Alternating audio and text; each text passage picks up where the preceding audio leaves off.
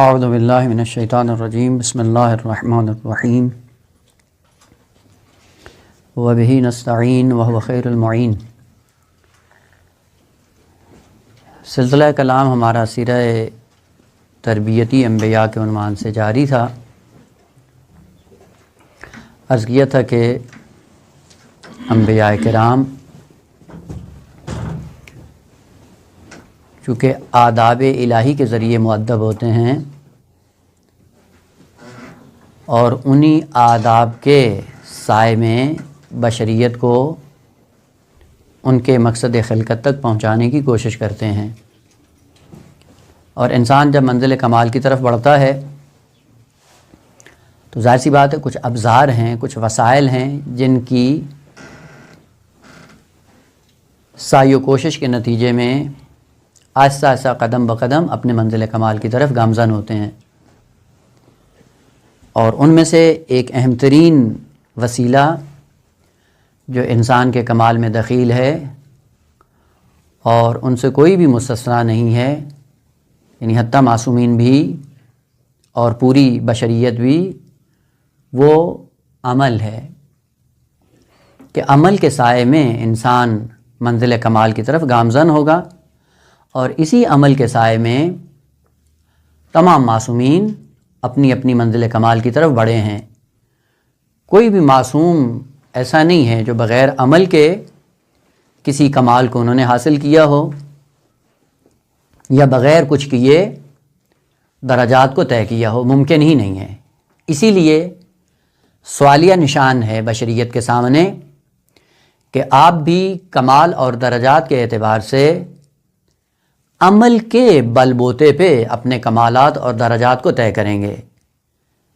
البتہ بیچ میں معصوم کا رول کیا ہوتا ہے کہ معصوم اس عمل کو پہلے انجام دیتا ہے، پھر بشریت کو دعوت دیتا ہے، اور یہ دعوت دے کر بتاتا ہے کہ یہ عمل کیا جا سکتا ہے، جس طرح کہ ہم نے اس عمل کو انجام دے کے اپنے آپ کو بھی منزل کمال تک پہنچایا ہے، اور آپ کے لیے ہم تشویق اور مقدمہ کی حیثیت بھی رکھتے ہیں کہ ہمیں دیکھتے رہو اور کمالات کو طے کرتے رہو۔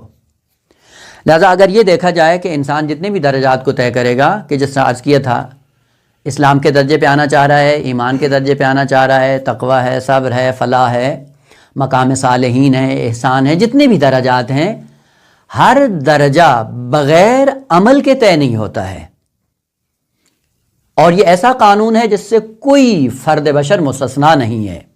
لیکن اعمال کی دنیا میں اگر آپ درجات کو تولنا چاہیں، ظاہر سی بات ہے اعمال کو کسی ترازو میں تولا جائے گا، اور تولنے کے بعد اس انسان کا درجہ اور رتبہ مشخص ہوگا۔ مثلا یہ کس درجے پہ فائز ہے، وہ کس درجے پہ فائز ہے۔ تو پہلا سوال یہ ذہن میں آتا ہے کہ اگر درجات اور کمالات کی درجہ بندی عمل کے بل بوتے پہ ہے تو پھر اعمال کے لیے کوئی میزان ہونا چاہیے، جس میزان کے سائے میں اعمال کو تولا جائے اور اس میزان کے بل بوتے پہ ان کے درجات اور کمالات کو مشخص کیا جائے۔ اور انحطاط بھی اسی طرح سے ہے کہ اگر کوئی انحطاط کا شکار ہوتا ہے تو انحطاط کے لیے بھی سیڑھیاں ہیں، کوئی انحطاط کی آخری منزل میں ہے اور کوئی اوپر ہے، اور اسی طرح سے یعنی جیسے ہی حد انسانیت سے گرتا ہے تو پھر یا حد حیوانیت کے اس اوپر والے مرحلے پہ ہوتا ہے، اور کبھی اس سے نیچے، کبھی اس سے نیچے، اور کبھی پھر ایسا انحطاط کا شکار ہو جاتا ہے کہ حتیٰ حیوانوں کو بھی شرما دیتا ہے۔ خوب ان کا بھی ایک میزان ہے، اور ادھر درجات اور کمالات کا بھی ایک معیار اور میزان ہے۔ پس بغیر میزان کے، بغیر اعمال کو تولے ہوئے کسی انسان کا درجہ کمالی مشخص نہیں ہوتا۔ وہ میزان کیا ہے آپ ملاحظہ کر سکتے ہیں۔ زیارت امیر المومنین علیہ الصلاۃ والسلام، متعدد زیارات ہیں اگر آپ نے دیکھا ہو مفاتی میں، اور ہر زیارت نامہ، یہ پہلے بھی مطلب عرض کر چکا ہوں کہ یہ زیارت نامے جتنے بھی ہیں معصومین کے، وہ اس لیے نہیں ہیں کہ ان کو پڑھیں ثواب کی نیت سے ثواب لے کے گھر چلے جائیں، یہ زیارت نامے خود تعارف نامہ ہے اس معصوم کا، یعنی اس معصوم کو اگر پہچاننا چاہتے ہیں تو انہی زیارت ناموں سے ان کو پہچانیں، اور انہی کے زیارت ناموں سے ان کے کمالات کی درجہ بندی آپ خود طے کریں کہ یہ درجات کس طرح سے بیان ہو رہے ہیں اور کن کن کمالات کو انہوں نے طے کیا ہے۔ اس زیارت نامے میں ایک جملہ ملتا ہے امیر المومنین علیہ الصلوۃ والسلام کے لیے کہ السلام علی میزان الاعمال، کہ امیر المومنین میزان ہے، وہ ترازو ہیں جس ترازو میں ان اعمال کو تولا جائے گا۔ وہ پس میزان معلوم ہو گیا جس میزان کے مطابق اس پوری بشریت کے اعمال کو تولا جائے گا۔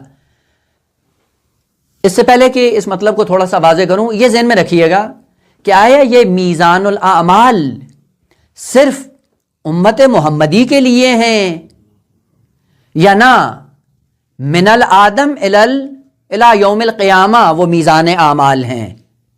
ایک بات ہے، میں ابھی اس میں وارد نہیں ہوتا، چونکہ اگر اس بات میں وارد ہو گئے اصلی بات سے تھوڑا سا دور ہو جائیں گے، لیکن اگر مناسبت سے یہ آئے گا مطلب تو انشاءاللہ تفصیل سے عرض کروں گا۔ لیکن ابھی آپ یہ ذہن میں رکھیں سوالیہ نشان کہ اگر امیر المومنین کی ذات میزان الاعمال ہے تو آیا یہ میزان الاعمال ہونا امام امیر المومنین کا یہ صرف مختص ہے امت محمدی کے لیے، یا نہ یہ اگر میزان الاعمال ہیں تو پھر پوری بشریت کے لیے ہیں، من الآدم الی یوم القیامہ؟ خوب یہ بریکٹ میں یہیں پہ بند کر دیں سوالیہ نشان، انشاءاللہ فرصت سے اگر ہوا تو اپنے مقام پہ انشاءاللہ باس آ جائے گی۔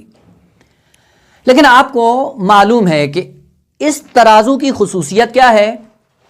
اس ترازو کی خصوصیت یہ ہے کہ ادنا ترین عمل جو خیر ہے اس سے لے کر اعلیٰ ترین عمل جو بشریت کے اندر رونما ہوتا ہے سب کے لیے یہ ترازو ہے۔ اس کا مطلب ہے پھر جب اعمال مختلف وجوہات پر سرزد ہوتے ہیں اسی اعتبار سے اس میزان میں ان اعمال کو تولا جائے گا۔ مثال عرض کروں تاکہ مطلب ذہن کے اور قریب ہو جائے۔ آپ نے دیکھا ہوگا یعنی جنس کو دیکھ کر ترازو مشخص کیا جاتا ہے، جیسی جنس ہوتی ہے ویسا اس کا ترازو ہوتا ہے، یہ تو مسلم ہے نا۔ بس آپ دیکھیں اگر اینٹیں آپ کو لینی ہے، خریدنی ہے، اور یہاں پہ ایران میں ہوتا ہے کہ اینٹیں عدد کے حساب سے نہیں بکتی ہیں بلکہ تول کر بیچی جاتی ہیں، اور خریدنے والا بھی وزن کر کے لے کے آتا ہے۔ اینٹیں یہی مٹی کی جو بنتی ہیں، اس کے لیے ترازو کیا ہوتا ہے؟ اس ترازو کی ایک خاص نوعیت ہوتی ہے کہ وہ گاڑی کے ساتھ ہی تول لی جاتی ہیں، اور بعد میں پھر گاڑی کا وزن نکال کے باقی ایک وزن بیان کر دیا جاتا ہے کہ اتنا وزن اتنے ٹن ہے اور اس سے اس کی قیمت اتنی ہے۔ وہاں پہ اب نہ دقت عقلی ہوتی ہے اور نہ ہی دقت عرفی ہوتی، کوئی نہیں ہوتا نا۔ کیوں کہ جنس ایسی نہیں ہے کہ جس میں اتنا دقت سے کام لیا جائے اور عقلی میزان میں اس کو تولا جائے، کیوں؟ چونکہ جنس ایسی ہے، اور جو آپ کی دقت وہاں پہ ہونی چاہیے تھی وہ نہیں ہوتی، یعنی تسامح سے کام لیتے ہیں، سال انگاری کرتے ہیں۔ کیوں؟ چونکہ جنس کے اندر اتنی وہ کوالٹی نہیں ہے کہ جس کی وجہ سے انسان اپنا ٹائم ضائع کرے۔ اگر وہ 20 کلو 50 کلو اوپر نیچے ہو جائے تو عرف عام میں اس کی اعتنا نہیں کی جاتی۔ یہ اعتنا کیوں نہیں کی جا رہی ہے کہ اس جنس کو دیکھ کر، چونکہ جنس ایسی ہے اس کے لیے میزان بھی ایسا ہے کہ نہ سال انگاری کی جاتی ہے، کوئی دقت عقلی نہیں چاہیے۔ لیکن اگر آپ آ جائیں اجناس میں جو خرد و نوش کی ہیں، تو خرد و نوش میں پھر اب وہ میزان کیا ہو جاتا ہے؟ ذرا دقیق تر اور سنگین تر ہو جاتا ہے۔ دودھ لینا ہو، آئل لینا ہو، چینی لینی ہو، تو اب اس میں یہ نہیں ہوتا ہے کہ اگر 2-4 کلو کا فرق آ رہا ہے تو سال انگاری کی جائے، بلکہ سال انگاری وہاں پہ نہیں کی جاتی۔ کیوں؟ چونکہ اب پتہ چلا ہے کہ جنس کی کوالٹی بڑھ گئی ہے، چونکہ جنس کا معیار بدل گیا ہے، ترازو کا معیار بھی بدل جائے گا۔ اب دقت عقلی بھی آ جاتی ہے، دقت عرفی بھی آ جاتی ہے، لیکن پھر بھی وہ جو عقل کی انتہا پہ ہوتا ہے اس کو معیار قرار نہیں دیا جاتا۔ اگر 2-4 گرام اوپر نیچے ہو جائے تو یہاں بھی عرف کیا کرتا ہے؟ تسامح کرتا ہے، یعنی ٹھیک ہے اگرچہ حیات انسانی کا سامان ہے لیکن پھر بھی اتنی دقت کی ضرورت نہیں ہے۔ اور آپ نے دیکھا ہے کہ اگر کہیں پہ سونا تولا جائے تو وہاں پہ پھر کیا ہوتا ہے؟ اب یہاں پہ ترازو بھی فرق کر جاتا ہے اور وہ تساہل اور سالنگاری وہ بھی ختم ہو جاتی ہے. اگر آپ نے دیکھا ہو سونے کی دکانوں پہ تو حتیٰ اگر وہاں پہ اے سی چل رہا ہو، پنکھا تو دور کی بات ہے، اگر اے سی چل رہا ہو تو اے سی کو بند کر دیا جاتا ہے. کیوں؟ کہا کہ جس میزان میں اس سونے کو تولا جا رہا ہے اس میں اگر اے سی کی ہوا پڑے گی تو وزن میں فرق آ جائے گا، لہذا اے سی کو بند کر دیا جاتا ہے، پنکھے کو بھی بند کر دیا جاتا ہے. کیوں؟ کہا جنس کی کوالٹی ایسی ہے کہ بالکل ایسے ماحول میں اس کو تولا جائے جس میں ذرہ برابر چیز اوپر نیچے نہ ہو. یہ دقت کیوں ہے؟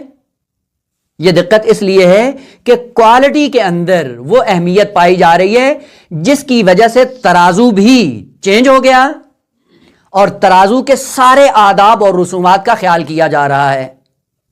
خوب، یہ ہم نے دیکھا ہے عرف عام میں یوں ہی ہوتا ہے، یعنی جیسا عمل ہوتا ہے ویسے اس کے لیے میزان کو معین کیا جاتا ہے. یہی بعینہ ہی قانون اس میزان کے اندر بھی موجود ہے. اگر امیر المومنین میزان اعمال ہیں تو امیر المومنین ایسا ترازو ہے جو افراد کے اعمال کو دیکھ کر اس میزان کے اندر ان کو تولا جائے گا.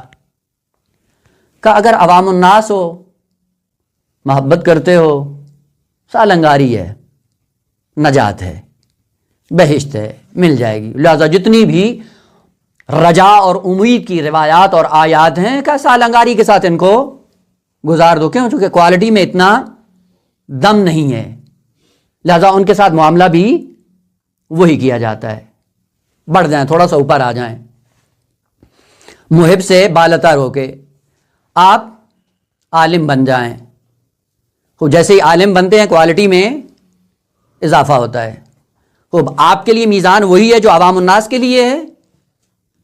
اب یہاں پہ امیر المومنین میزان ہے، لیکن اس میزان کے اندر جیسے آپ کے اندر کوالٹی بڑھے گی ویسے اس میزان کا معیار بھی بڑھ جائے گا. لہذا اب جو روایات میں ملتا ہے کہ ممکن ہے محشر کے دن عامت الناس کے 70 گناہوں سے درگزر کیا جائے، در عین حال عالم کو ایک گناہ کی وجہ سے کئی سال کے لیے روک لیا جائے. کیوں؟ کہ چونکہ اب تمہاری کوالٹی میں اضافہ آ گیا، اس اضافے کی بنیاد پہ تمہارے لیے میزان چینج ہو گیا ہے. اس سے بالاتر اگر آپ شیعہ اہل بیت ہیں تو اس کا میزان کیا ہے؟ کہ اس کا میزان اس سے بھی کہیں زیادہ سخت ہے. یہ ذہن میں رہے، یعنی یہ جو کوالٹی آ رہی ہے عالم کے بعد شیعہ ہونا، یہ شیعہ ہونا کوالٹی میں اضافے کا باعث ہے. اور یہ ایک لفظ جو ہم آج کل استعمال کرتے ہیں شیعہ ہیں، اس لفظ کی گہرائی میں ہم جاتے نہیں ہیں. وَإِلَّا اگر حقیقت لفظ شیعہ اور تشیع کے اندر غور کریں تو پتہ چلتا ہے کہ یہ عالم سے بالاتر ہے اور اس کے لیے میزان امیر المومنین بھی بالاتر ہے، جس میزان میں ترک اولا بھی اس شیعہ کو روک دیتا ہے. اور ایسی سختیاں آتی ہیں جس کی انسان سوچ بھی نہیں کر سکتا. یہ کیوں آیا ہے؟ کہ چونکہ عنوان بڑا آ گیا ہے، عنوان سے کوالٹی بڑھ گئی ہے. آپ کا تعلق شیعہ ہونے کی بنیاد پہ اہل بیت کے ساتھ برقرار ہوا ہے. تو شیعہ ہوتا کون ہے؟ کہ جو قدم با قدم، نعلم بالنعل، معصوم کے ساتھ ہم سنگ ہوتا ہے، ہم قدم ہوتا ہے. ادھر سے درجہ عصمت کے ساتھ اپنے آپ کو منسلک کرتے ہو اور ادھر سے اعمال کیا ہے؟ کہ شیعہ کے لیے ترک اولا بھی گوارا نہیں ہے. خود اس کے لیے میزان کیا ہے؟ اس کا میزان وہی ہے جو آپ سونے کے لیے ترازو تلاش کرتے ہیں. اسی لیے کہا جاتا ہے، ظاہراً روایات کے یہ الفاظ ہیں، حسنات الابرار سیئات المقربین. مقام مقرب بالاتر ہے، ابرار درجے کے اعتبار سے نیچے ہیں. وہ ایک حسنہ جو ابرار انجام دیتے ہیں، کہ چونکہ ابرار کا درجہ نیچے ہے اس لیے ان کے اندر میزان بھی پائنتر ہے، لہذا ان کے حسنات کو جب تولا جائے گا تو ان کے لیے حسنہ ہی شمار ہوگا، لہذا ان کو چھوٹ مل جائے گی. لیکن وہی حسنہ اگر مقربین سے سرزد ہوتا ہے کہ یہ تمہارے لیے حسنہ نہیں ہے، یہ تمہارے لیے کیا ہے؟ سیئہ ہے. اور اس میزان میں اگر آپ کو تولا جائے گا وہی حسنہ جو ابرار کے لیے وہی سیئہ بن جاتا ہے مقربین کے لیے. پھر اس کی مثال عرض کروں. دیکھیں آپ دو اگر شاگرد ہوں طالب علم، ایک کن ذہن ہو اور ایک فوق العادہ قسم کا ذہین ہو، اور دونوں آ کر ایک مکتب میں پڑھیں، پڑھنے کے بعد دونوں امتحان دیں، اور وہ جو فوق العادہ ذہین ہے وہ بھی امتحان دے کر 20 میں سے 18 نمبر لے، اور وہ جو بالکل کند ذہن ہے وہ بھی 20 میں 18 نمبر لے. وہ جو کند ذہن 18 نمبر لے رہا ہے اس کے گھر میں جشن ہے، عید ہے، خوشی ہے. ہاں جی، یعنی توقع نہیں تھی کہ 18 نمبر لے. اور وہی 18 نمبر جو اس کے گھر میں خوشی کا باعث ہے، اس فوق العادہ ذہین شخص کے گھر میں اگر وہی 18 نمبر ہوں تو وہاں پہ ماتم ہے. کیوں ماتم ہے بھائی؟ کا توقع آپ سے یہ نہیں تھی کہ آپ کے 2 نمبر کم ہوں. وہ نمبر تو ایک ہی نمبر ہے، وہی 18 نمبر ہیں. خوب اس کے لیے کیوں حسنہ ہے اور تمہارے لیے کیوں سیئہ ہے؟ کا درجات فرق کرتے ہیں، کوالٹی فرق کرتی ہے، صلاحیت فرق کرتی ہے. لہذا وہ جو شیعہ اہل بیت ہے اس سے توقع زیادہ ہے. اسی لیے امام صادق علیہ السلام کی حدیث ہے کہ سیئہ جو بھی انجام دیتا ہر ایک سے سیئہ ہے، لیکن کہا اگر ہمارا چاہنے والا اس کو انجام دیتا ہے ومن کا اسوأ، وہی سیئہ آپ سے بدترین شمار کیا جائے گا. اور حسن ہر ایک سے حسن ہوتا ہے، لیکن اگر شیعہ اہل بیت اس کو انجام دیتا ہے من کا احسن ہوں، چونکہ آپ کی نسبت اہل بیت سے. یہ ذہن میں رہے کہ عالم جو ایک کوالٹی میں اضافہ ہوتا ہے اور اس کے اوپر لیبل بھی تشیع کا آتا ہے، اگر یہ معصیت انجام دیتا ہے تو اس کی معصیت باعث کیا بنتی ہے؟ کئی گنا اس کو عذاب ہوتا ہے. کئی گنا سے مراد یعنی البتہ یہ نہیں ہے کہ گناہ کم کیا ہے تو سزا بڑھ جاتی ہے، نا، سزا نہیں بڑھتی ہے.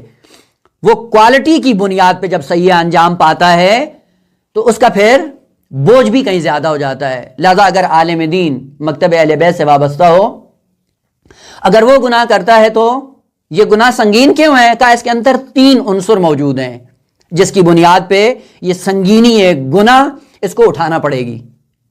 پہلا کیا ہے کہ خود گناہ کیا ہے، گناہ کی خود ایک اپنی سنگینی ہے. 2، آپ نے لباس عالم پہنا ہوا ہے، اور لباس علماء پہن کر آپ نے جب کیا ہے تو فقط آپ نے اپنے آپ کو نقصان نہیں پہنچایا بلکہ صنف علماء کو بدنام کیا ہے. یہ گناہ الگ ہے. تیسرا کہ تم اہل بیت سے وابستہ ہو. اہل بیت سے وابستگی کا تقاضا یہ نہیں کہ آپ سے گناہ سرزد ہو. اگر آپ سے گناہ سرزد ہوتا ہے تو یہ اہل بیت کے لیے بدنامی کا باعث ہے. آپ نے وہ مقام بھی پامال کیا ہے.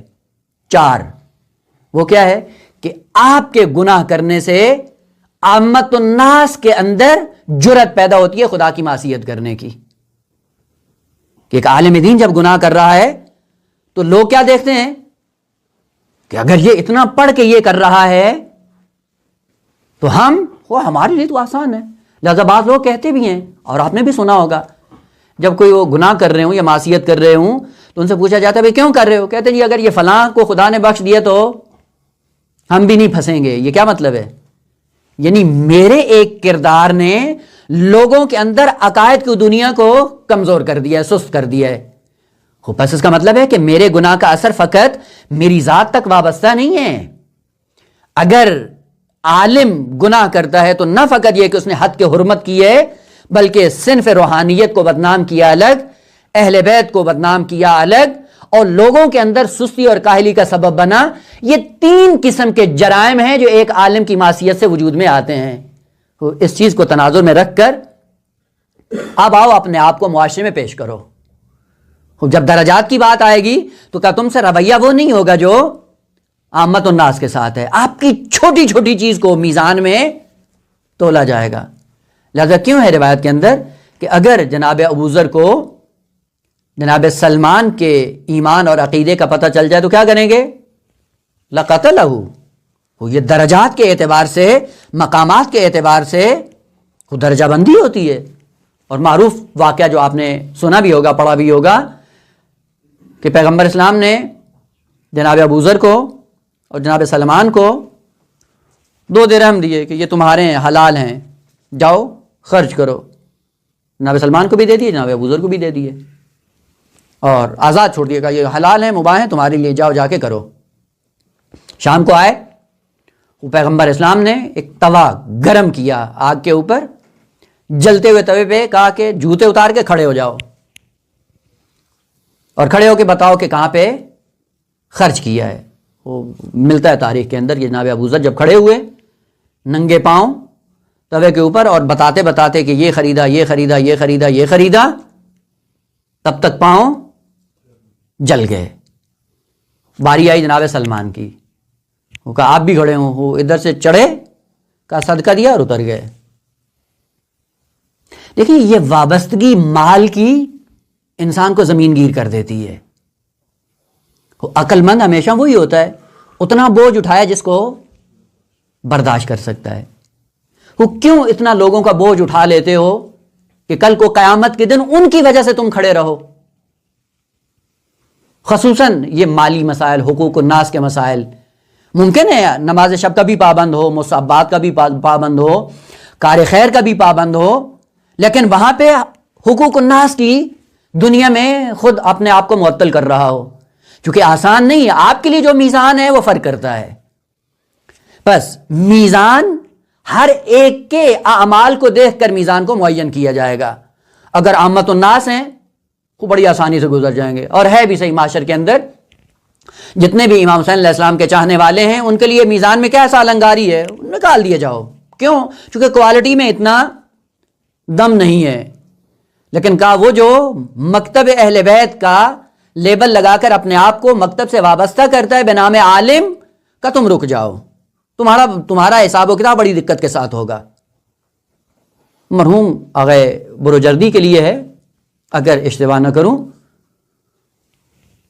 خواب دیکھا انہوں نے کہ عالم محشر ہے، لمبی لمبی لائنیں لگی ہوئی ہیں، اور ایک لائن ہے جو بڑی جلدی کے ساتھ گزر رہی ہے اور کوئی اتنا زیادہ ان کے ساتھ معاملہ نہیں ہو رہا دقت کے ساتھ. اور جس لائن میں یہ تھے وہ بڑی لمبی تھی. تو کہا کہ چلے جائیں وہاں پہ اور جلدی جان چھڑائیں یہاں سے. کون کس کے اندر سکت ہے کہ اس عالم محشر میں، اور وہ جو خصوصیات روایات میں جو بیان ہوئی، وہ کون کھڑا ہوگا؟ کہتے ہیں جیسے ہی وہ گئے اس لائن میں لگنے کے لیے تو ملائکہ نے اٹھا کے باہر نکال دیا. اور بعض تعبیروں کے مطابق کئی ان لوگوں کی ہے جو امام حسین علیہ السلام کی عزاداری کرتے تھے، گریہ کرتے تھے اور چاہنے والے تھے امام حسین علیہ السلام کے، مگر آپ نے زندگی میں امام حسین علیہ السلام کی کوئی عزاداری برپا کی ہے کہ یہاں پہ کھڑے ہو گئے ہو؟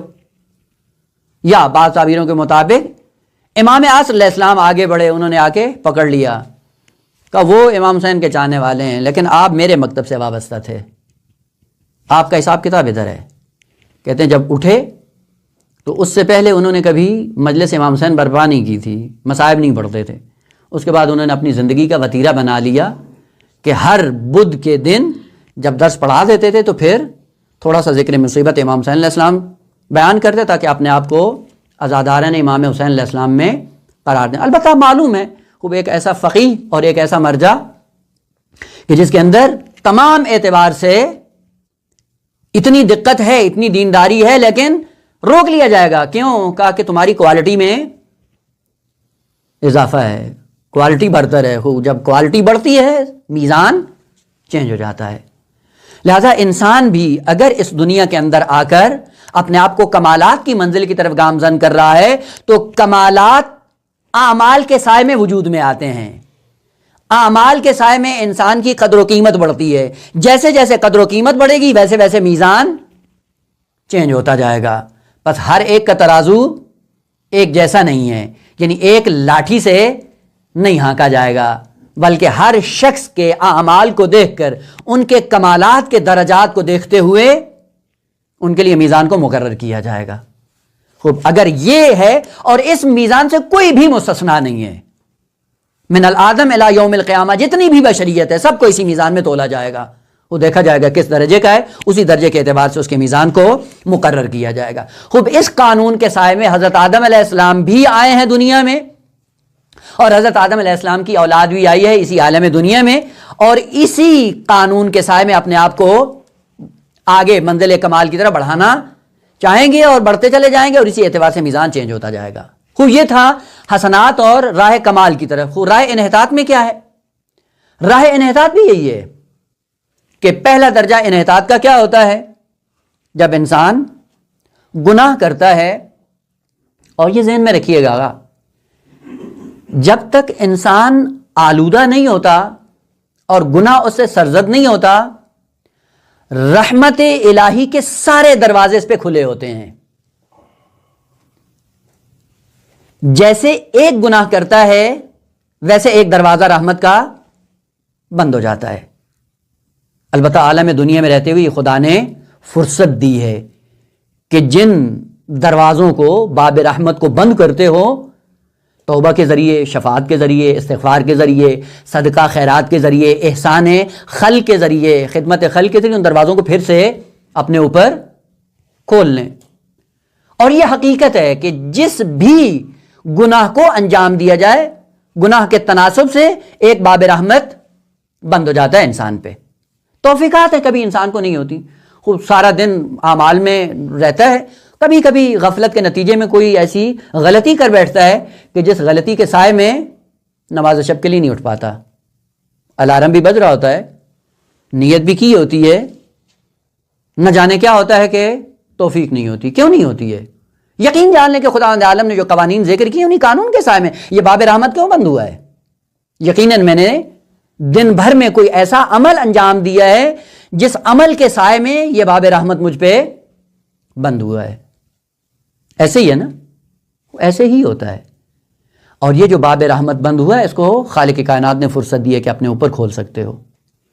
اگر اس گناہ کے ذریعے باب رحمت بند ہوتا ہے، کبھی کبھی انسان پھر کیا کرتا ہے کہ گناہ پہ گناہ کیے جاتا ہے. البتہ گناہ کی نوعیت چونکہ فرق کرتی ہے، بس اوقات ہے کہ ممکن ہے کہ انسان اٹھ بھی جائے، نماز شب بھی پڑھے، لیکن نماز شب پڑھتے ہوئے اس کو لذت محسوس نہیں ہوتی. اس کا مطلب تھا کہ گناہ اتنا کم تھا کہ اٹھ بھی کھڑے ہوئے، نماز شب پہ آ بھی گئے، پڑھ بھی رہے ہیں، لیکن وہ جو لذت ہونی چاہیے وہ نہیں آ رہی ہے. کیوں نہیں آ رہی ہے؟ کہا کہ یہ لذت کا آنا، ہم کلام ہونا محبوب سے، اس کے لیے ایک رحمت کا دروازہ ہے جو خالق کائنات اپنے خاص بندوں پہ کھولتا ہے. خوب ہم دن بھر میں جو کام ایسے انجام دیتے ہیں ان کاموں کی وجہ سے وہ لذت کا دروازہ بند ہو جاتا ہے. خوب اس لذت کے دروازے کو کھولنے کے لیے کیا کرو؟ وہ پیغمبر اسلام جو معصوم ہیں اور سید الانبیاء ہیں، وہ دن میں 70 مرتبہ استغفار کرتے تھے، اور ہماری زندگی میں استغفار کہاں پہ ہے؟ کہ اگر لذت چاہتے ہو کہ آپ کو عبادت میں لذت آئے، وہ اپنے آپ کو اس مقام پہ لے کے آئیں کہ وہ دروازے رحمت کے اپنے اوپر بند نہیں کریں. دوسرا مرحلہ انحطاط کا کیا ہوتا ہے کہ گناہ پہ گناہ کرتا ہے، توبہ اور ندامت اور پشیمانی کی طرف توجہ بھی نہیں ہوتی، جبران بھی نہیں کرتا ہے، استغفار بھی نہیں کرتا ہے. خوب ایک گناہ کے ذریعے ایک دروازہ بند ہوا، اور یہ دروازہ بند ہوتے ہوتے ہوتے کہاں تک لے کے گیا اس انسان کو کہ ایک زمانہ ایسا آ جاتا ہے کہ یہ تکذیب آیات الہی پہ پہنچ جاتا ہے. خالق کائنات سورہ مبارکہ روم میں ارشاد فرماتا ہے، آیت نمبر 10، ثم کان عاقبۃ الذین اساءوا السوء، پھر انجام کیا ہوا ان لوگوں کا کہ جنہوں نے سو پر سو، سیاح پر سیاح، برائی پہ برائی، گناہ پہ گناہ اپنی زندگی میں جمع کیا. نتیجہ کیا ہوا؟ انجام کیا ہوا؟ ان کذبوا بآیات اللہ، خدا کے انکار پہ منجر ہو گیا، تکذیب آیات الہی. اور یہ تکذیب آیات الہی پھر زینہ ہے خود تکذیب وحدانیت کا. خوب ایک دن پھر کیا کہتا ہے؟ خدا کیا؟ کس نے دیکھا ہے خدا؟ کوئی قیامت سے ڈراتا ہے؟ آپ نے دیکھی ہے قیامت؟ کیا ہوگا؟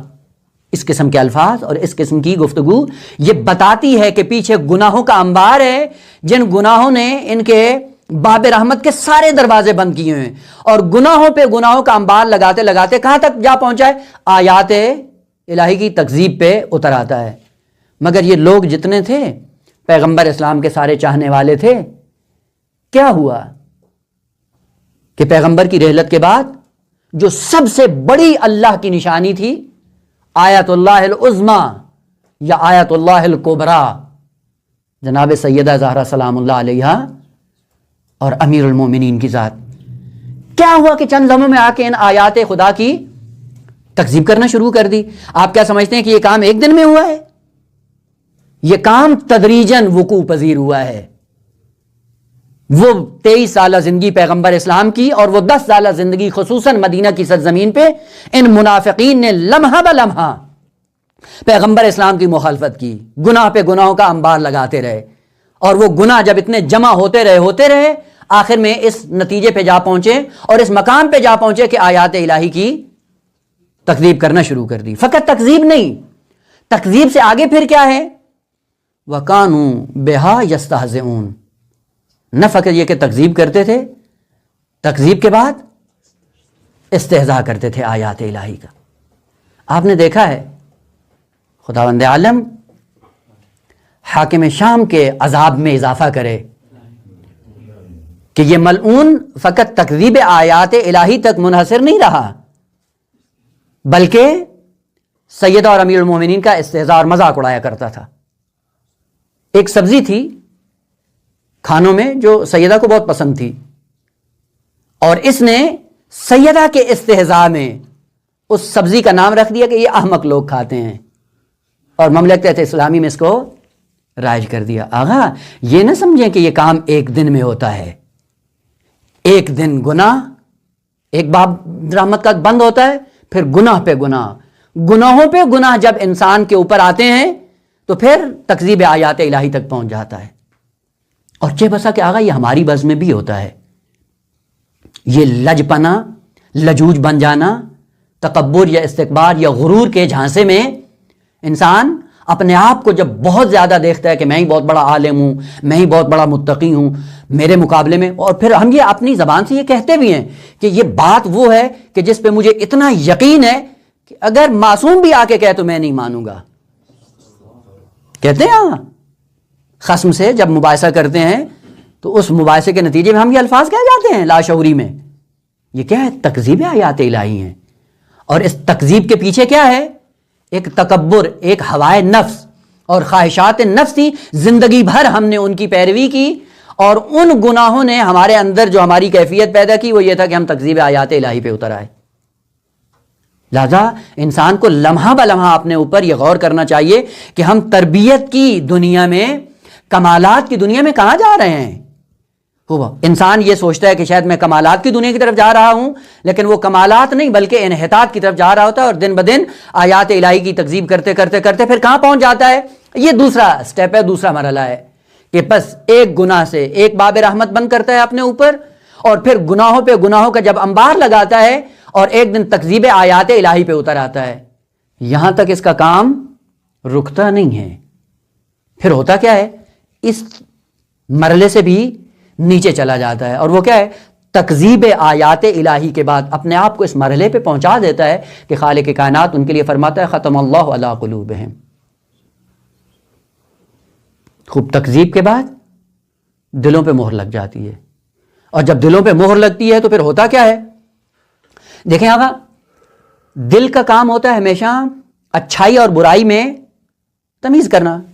جس طرح کہ کل کے والے مباحثے میں بھی عرض کیا تھا، یہ کیفیت ہوتی ہے دل کی.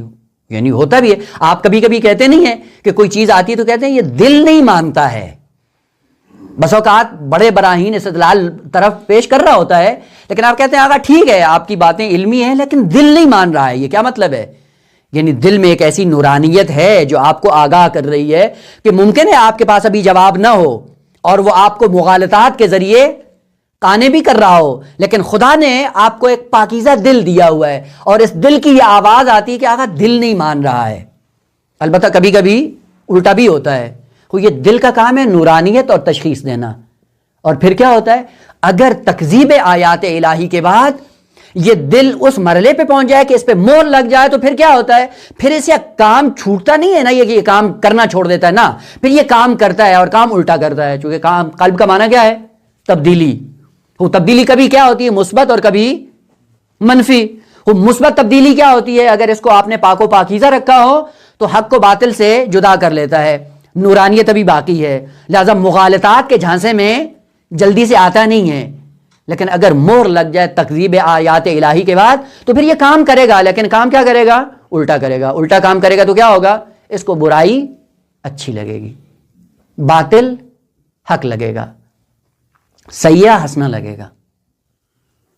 یہ جو سیاح ہے اور یہ حسنہ اس کو نظر آ رہا ہے، کیوں کہ یہ قلب کی کیفیت ہے. وہ ختم کے بعد انسان یہاں تک آ پہنچتا ہے. اسی لیے سورہ مبارکہ اعراف آیت نمبر 176 خالق کی کائنات کا ارشاد ہے. کس کے لیے؟ البتہ شان نزول اس کا وہ حضرت موسیٰ علیہ السلام کی قوم میں موجود بلعم باورا کا ہے. وَلَكِنَّهُ أَخْلَدَ إِلَى الْأَرْضِ، کیا ہوا ہے؟ دن بدن پس ہوتا جا رہا ہے. خلود در ارض یعنی دن بدن نیچے جا رہا ہے. یہ دن بدن نیچے کیوں جا رہا ہے؟ کبھی دیکھا ہے وہ کیوں ہے دن بدن نیچے جا رہا ہے؟ اور آپ کو پتہ ہے واقعے کا، وہ ایک زمانہ ایسا ہے کہ حضرت موسیٰ علیہ السلام کے خلاف جا کے بد دعا کرنے کے لیے تیار ہو جاتا ہے. وہ یہ ایک دن ایسا نہیں تھا کہ آج ہی اس سے کہا گیا اور اس کو دعوت دی گئی ہو کہ آج آپ حضرت موسیٰ کے خلاف جا کے بد دعا کریں اور خدا اس کو دنیا سے اٹھا لے اور ہم بالکل آزاد ہو جائیں. نا، پیچھے ایک سلسلہ تھا اور قرآن نے ذکر کیا ہے وَلَكِنَّهُ أَخْلَدَ إِلَى الْأَرْضِ، دن بدن پس سے پستر ہوتا جا رہا ہے. سوال کیوں خالق کی کائنات پس سے پستر ہوتا جا رہا ہے؟ جواب وَاتَّبَعَ هَوَاهُ، سبب کیا تھا؟ علت کیا تھی؟ وہ وجہ کیا تھی؟ کہ ہمیشہ یہ خواہشات پہ چلتا تھا. خواہشات کو دین بنایا ہوا تھا اس نے. کتنے ایسے لوگ ہیں جنہوں نے اپنی خواہشات کو دینی رنگ دیا ہوا ہے. بہت مشکل ہے کہ انسان خالص دین کو سمجھے اور پھر اس دین پہ پابند رہے. آسان نہیں ہے. اگر ہم اپنے وجود کے اندر جا کر ٹٹولیں کہ چہ بسا اگر خالق کائنات کی طرف سے یہ توفیق آ جائے تو پتہ چلتا ہے کہ بہت سی ایسی ہیں ہماری اپنی ذاتی خواہشات ہیں جن کو ہم نے دین کا رنگ دیا ہوا ہے. دین نہیں ہے، ذاتی سلیقہ ہے. ذاتی سلیقے کو دین سمجھتے ہیں. مثلا فرض کریں، میں اپنی مثال دوں، دوسروں سے فعلاً سروکار نہیں رہے اور غرض بھی یہی ہے کہ انسان اپنے آپ کو منزل کمال کی طرف لے کے جائے. دیکھیں، بیت المال ہے، وہ بیت المال کا ایک حدث ہے. وہ بیت المال حق مسلم معصوم کا. میں بیت المال کو معصوم کی نیابت میں لے لیتا ہوں. لینے کے بعد ایک ایسی جگہ مصرف کرتا ہوں جہاں پہ میری خواہش ہوتی ہے اور اسی خواہش کو دینی رنگ دیتا ہوں. کہتا ہوں اس سے بڑھ کر دین کی خدمت نہیں ہو سکتی. سوال، اگر اسی وقت امام معصوم ظہور کریں اور آ کے مطالبہ کریں بھئی یہ جو تم نے یہاں پہ خرچ کیا ہے میں راضی نہیں ہوں، کیا کریں گے؟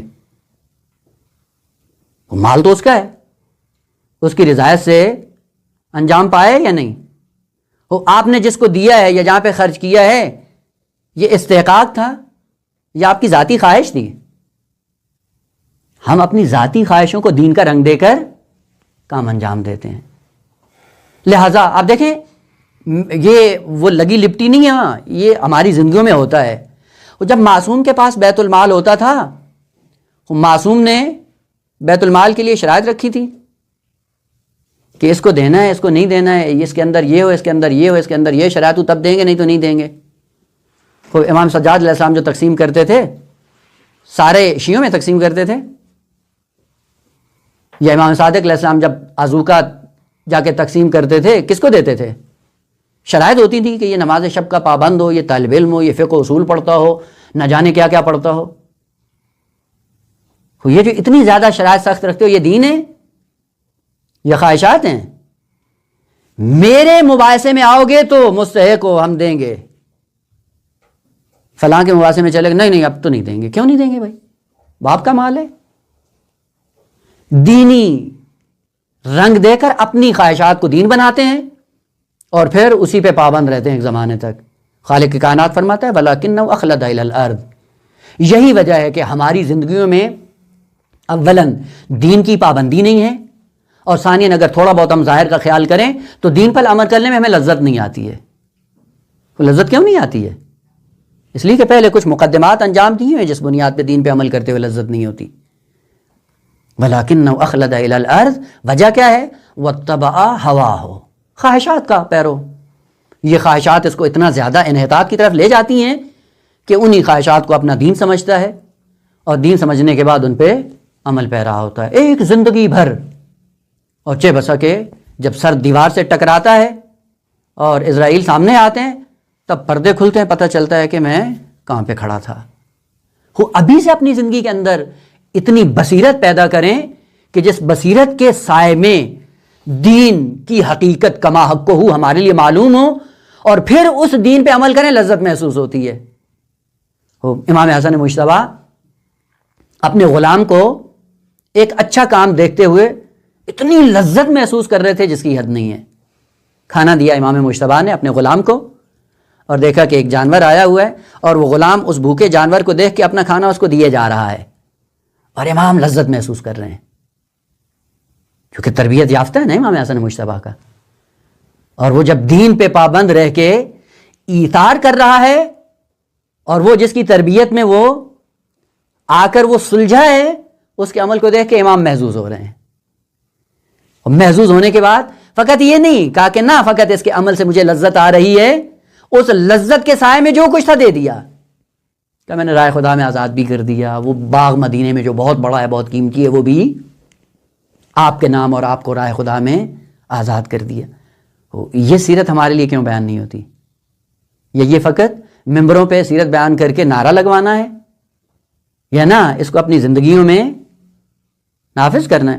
آیا ہماری زندگیوں میں ایسا ہے کہ ایک طالب علم نے دین کی ایک مشکل حل کی ہوئی ہو اور ہمیں دیکھ کر لذت محسوس ہوئی ہو، اور پھر ہم نے اس کی اعانت اور مدد کی ہو اور اس کا ہاتھ تھاما ہو کہ نہیں بھائی الحمدللہ آپ نے دین کو سمجھا، دین کی خدمت کی، ہمیں بہت خوشی ہوئی، اگر آپ کی کوئی مشکل ہے ہم حل کر سکتے ہیں؟ کرتے ہیں ایسا؟ وَاتَّبَعَ هَوَاهُ، ہم خواہشات کو دین بناتے ہیں، دین پہ پابند نہیں رہتے، خواہشات کو دین بنا کے اس پہ پابند رہتے ہیں۔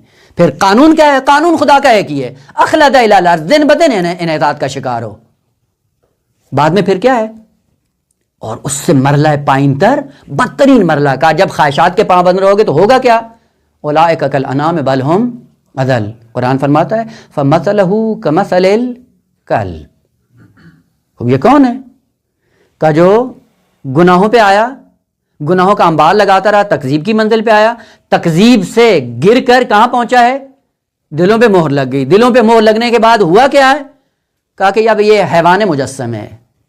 فمثلہ کمثل الکلب، خوب اس کی مثال کلب کی سی ہے، ان تحمل علیہ یلہث او تترکہ یلہث۔ حالت اب یہ ہو گئی ہے۔ لہذا آپ نے دیکھا ہوگا خوب دین کے اندر اگر کوئی کام کر رہا ہو دینی، تو بعض لوگوں سے جب برداشت نہیں ہوتا ہے تو پھر آبرو ریزی کرنا شروع کر دیتے ہیں ان کی۔ فلاں صاحب جانتے ہیں ہم کیا کر رہے ہیں، وہ یہ جانتے ہیں کیا مطلب ہے، کیا کہنا چاہ رہے ہیں آپ؟ فمثلہ کمثل الکلب ان تحمل علیہ یلہث او تترکہ یلہث، برداشت نہیں ہوتا پھر انسان سے۔ بس اس سیرت کے باب میں حضرت آدم علیہ السلام ان قوانین کے سائے میں خود بھی آگے بڑھیں گے اور اپنی نسل کو بھی آگے لے کے بڑھیں گے۔ یہ وہ قوانین ہیں کہ جن سے کوئی بھی مستثنا نہیں ہے۔ میزان کی دنیا ہو وہ الگ ہے، انحطاط کی دنیا وہ الگ ہے، ہر ایک کے اندر درجہ بندی ہے۔ یوں نہیں ہے کہ رات کو سوئے صبح اٹھے عصمت کے درجے پہ فائز ہو جائے، اور یوں بھی نہیں ہے کہ ساری زندگی زحمت کرتا رہے دین پہ اور کوئی درجہ اس کو نہ ملے، یہ بھی نہیں ہے۔ اور یوں نہیں ہے کہ ایک دن اٹھے اور اولئک کالانعام ہو جائے اور ایک دن بل ہم اضل، نہ، درجہ بدرجہ، آہستہ آہستہ انسان، چونکہ خدا نے حرکت تدریجی رکھی ہے انسان کے اندر، اور یہ حرکت تدریجی یہ وہ سیرت ہے انبیاء کی کہ جس میں تمام انبیاء پابند تھے، تمام انبیاء نے اسی قانون پہ عمل کیا ہے۔ اسی لیے آغا جواد ملکی تبریزی ہمیشہ کتاب المراقبات میں اشارہ کرتے تھے، اور بعض میں تو بڑی وضاحت کے ساتھ، کہ انسان دو چیزوں پہ پابند رہے، کبھی بھی انحطاط کا شکار نہیں ہوگا۔ کیا؟ گناہ سے پہلے، گناہ سرزد ہونے سے پہلے قرآن سے اس طرح منسلک رہو کہ آیات انذار اور آیات تخفیف ہمیشہ پڑھتے رہو۔ وہ اس کا سبب کیا ہوگا؟ اپنے آپ کو گناہ سے آلودہ نہیں کرو گے۔ کیوں بار بار آیات انذار پڑھو؟ تاکہ کبھی اپنے دامن کو آلودہ نہ کر بیٹھو۔ دو، خدا نہ خاصا جہالت کے سائے میں، ابلیس کے سائے میں، شیطنت کے سائے میں، شہوت کے غلبے میں، غفلت کے سائے میں، وہ بالآخر اگر گناہ سرزد ہو جائے تو پھر کیا کرو؟ گناہ سرزد ہو جائے تو پھر اس سے بدتر مرحلے میں داخل نہیں ہو، نا امیدی کا شکار نہ ہو. پھر کیا کرو کہ پھر آیات رجا کی کثرت سے تلاوت کرو. یہ آیات رجا کیا کریں گی؟ آپ کے اندر سے وہ جو مایوسی، کفر اور گناہ ہے اس کو انسان سے دور کر دے گا. خوب اگر اس میزان میں آ کر ہم قرآن کی تلاوت کرتے ہیں، وہ مجھے نہیں لگتا کہ انسان کبھی بھی اپنے دامن کو آلودہ کرے. اور یہ قانون ہے بشریت کا. کمالات کی طرف اگر جانا ہے، اسی قانون میں سائے میں آپ کو جانا ہے. یہاں سے عباس کا رخ ہمارا انہی قوانین کے سائے میں حضرت آدم علیہ السلام اور حوا خود بھی عمل کریں گے اور اپنی نسل کی تربیت بھی اسی سائے میں کریں گے. اور سیرت بھی یہی ہے، یعنی قوانین کے سائے پہ انحطاط بھی ہیں اور قوانین کے سائے میں کمالات کی دنیا بھی ہے. اب یہاں سے رخ باس کا یہ مڑ جائے گا کہ حضرت آدم اور حوا نے انہی قوانین الہی کے سائے میں خود بھی اپنی زندگی کو استوار کیا اور اپنی نسل کے لیے بھی یہی راستہ عملی طور پر پیش کیا. یہیں سے حضرت آدم علیہ السلام کی اولاد وجود میں آتی ہے. اولاد پھر کیا کرتی ہے؟ ایک طرف جناب حابیل علیہ السلام ہے اور دوسری طرف قابیل ہے. دنیا میں آتے ہیں اور دنیا میں آنے کے بعد کس کو دیکھا ہے؟ فقط اپنے ماں باپ کو. اس سے علاوہ کوئی اور چیز ان کے سامنے نہیں تھی. اور یہ معاون اور مددگار بھی ہیں اپنے والدین کی نسبت. وہ کیا کریں گے؟ والدین کا ہاتھ بٹائیں گے دنیاوی امور میں، اور ان دنیاوی امور میں ہاتھ بٹانے کے بعد آہستہ آہستہ کمالات کی طرف بڑھیں گے. اور وہ کمالات کیا ہیں؟ تقسیم کار. تقسیم کار کیا ہے؟ کہ سارے کام آپ ایک ساتھ انجام نہیں دے سکتے ہیں، تو پھر کاموں کو بانٹ لیں، تقسیم کر لیں. ایک کام یہ انجام دے، دوسرا کام وہ انجام دے. اگر آپ یہ چاہیں کہ دنیا میں سارے کام آپ خود بیٹھ کر کریں، نہیں کر سکتے ہیں. تو پھر تقاضا کیا ہے؟ اجتماعی مخلوق کا، کہ کاموں کو آپس میں بانٹ لیں. جس کے اندر جو صلاحیت ہے اسی کو انجام دینا شروع کر دے. خوب حضرت حابیل علیہ السلام اور قابیل نے کام تقسیم کر لیے. والدین کا ہاتھ بٹایا، کچھ کام قابیل کے ذمے اور کچھ کام حابیل علیہ السلام کے ذمے. اور وہ تقسیم کار کیا ہے کہ انشاءاللہ اگلے جلسے میں عرض ہوگا کہ کام انہوں نے کس طرح سے آپس میں تقسیم کیے اور ان کاموں کے سائے میں کس طرح اپنے آپ کو منزل کمال کی طرف انہوں نے بڑھایا.